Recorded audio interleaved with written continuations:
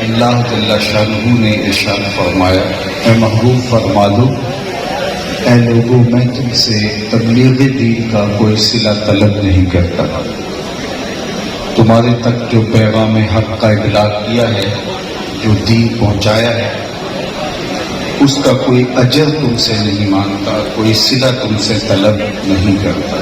تو فرمایا کہ لا اسألکم علیہ اجرا، میں تم سے تبلیغ دین کا کوئی صلہ کوئی اجر طلب نہیں کرتا، کوئی اجرت نہیں مانگتا، اور تبلیغ بے لوث ہی ہونی چاہیے، کسی غرض سے آلودہ نہیں ہونی چاہیے۔ اور اللہ تعالیٰ کے جتنے بھی پیغمبر، رسول، نبی گزرے ہیں، ان کی زندگیاں آپ ملاحظہ کر لیں، انہوں نے کس خلوص کے ساتھ اور کس للہیت کے ساتھ بے غرض ہو کر کے لوگوں تک پیغام حق کا ابلاغ کیا، تبھی جا کے لوگوں کے دلوں میں ان کی باتیں اتری، اور اللہ کی تعریف سے کتنے لوگ ایمان کے نور سے مالا مال ہوئے۔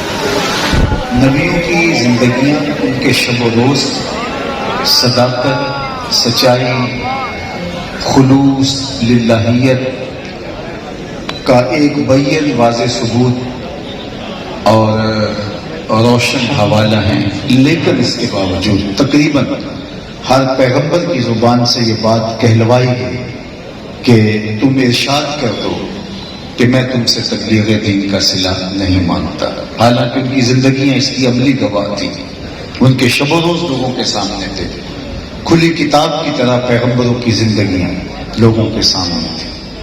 تو اللہ گوارا نہیں کرتا کہ اس حوالے سے کوئی پیغمبر کی زندگی پر انگشت نمائی بھی کرے، اس لیے یہ بات باقی رسولوں سے، پیغمبروں سے بھی کہلوائی گئی، اور یہ بات میرے اور آپ کے آقا مولا حضور ختم المرتبت سے بھی کہلوائی گئی کہ تم فرما دو، اے لوگوں میں تم سے تبلیغ دین کا کوئی صلہ نہیں مانگتا۔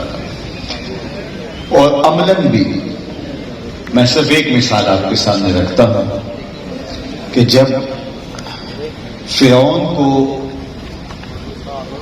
اس کے نجومیوں نے بتایا، یا اس نے ایک خواب دیکھا تو معبرین نے بتایا کہ تیری راجدھانی میں ایک بچہ پیدا ہوگا جو تیرے تخت و تاج کو تاراج کر کے رکھ دے گا، تو وہ بولا میں وہ بچہ پیدا ہی نہیں ہونے دوں گا، اور بچے قتل کروانے شروع کر دیے۔ علماء تفسیر نے لکھا 70,000 بچے قتل کروائے، 90,000 حمل گروائے۔ پھر کہا گیا اس طرح تو نسل ہی ختم ہو جائے گی، تو کہا ٹھیک ہے 1 سال بچے چھوڑتے ہیں اور 1 سال بچے قتل کرواتے ہیں۔ جس سال وہ بچے قتل کرواتا تھا اس سال حضرت موسیٰ علیہ السلام پیدا ہوئے، اور جس سال بچے چھوڑتا تھا اس سال حضرت ہارون علیہ السلام پیدا ہوئے۔ اب حضرت موسیٰ علیہ السلام کی ماں پریشان ہو گئی کہ بچہ پیدا ہوا، فرعون کے سپاہی سونگتے پھرتے ہیں، انہیں پتہ چل جائے تو پھر وہ میری گود سے بچہ چھین لیں گے اور قتل کر دیں گے، اور یہ ماں کی ممتا ہی جانتی ہے کہ یہ کتنا اذیت ناک ہوتا ہے۔ تو بڑی پریشان ہوئی، تو اللہ تعالیٰ قرآن مجید نے اس واقعہ کو بیان کیا ہے۔ موسیٰ کی طرف اللہ نے وحی کی، گھبرانے کی ضرورت نہیں، ایک صندوق تیار کرو اور اس کے بالائی حصے میں سوراخ رکھو، اور اس میں حضرت موسیٰ علیہ السلام کو بٹھاؤ اور دریائے نیل کی موجوں کے سپرد کر دو، پھر میری قدرت کے تماشے دیکھو۔ ایسا ہی ہوا، ایک صندوق تیار کیا گیا جس کے بالائی حصے میں سوراخ رکھے گئے تاکہ ہوا کی گزرگاہ ہو، اور حضرت موسیٰ علیہ السلام کو صندوق میں بٹھا کر کے دریائے نیل کی موجوں کے سپرد کر دیا، اور ماں اللہ کے وعدے سے مطمئن ہو کے واپس گھر پلٹ آئی۔ لیکن حضرت موسیٰ علیہ السلام کی ہمشیرہ ان سے رہا نہ گیا۔ قرآن مجید پڑھیے، وہ دریا کے کنارے کنارے، نیل کے کنارے کنارے ساتھ ساتھ چلنے لگی، اور جب وہ صندوق ڈوبنے لگتا تو بہن کا دل بھی ڈوب جاتا، اور جب وہ تیر کے سطح آب پہ آتا تو بہن کے دل کو قرار ملتا۔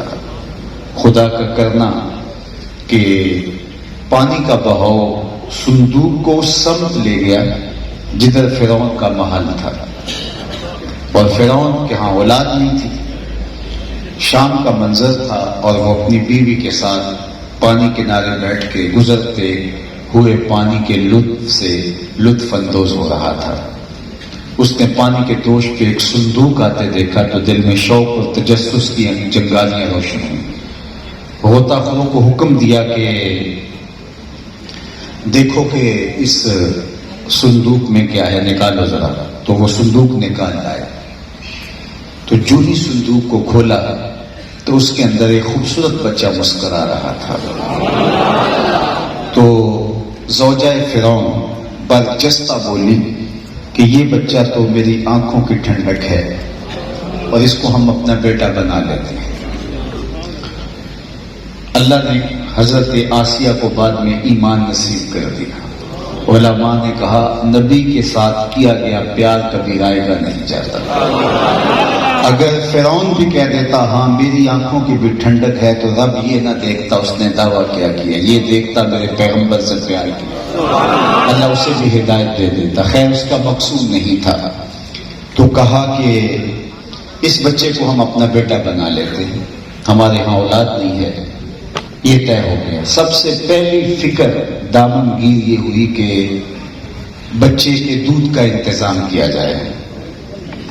مختلف دائیاں بلوائی گئی، لیکن حضرت موسیٰ علیہ السلام کسی خاتون کا دودھ نہیں پیتے۔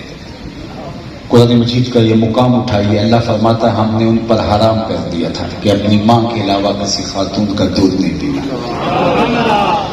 اب یہ مسئلہ بن گیا کہ بچہ ہے اور دودھ نہیں پی رہا اور بھوک سے آثار حویدہ ہیں۔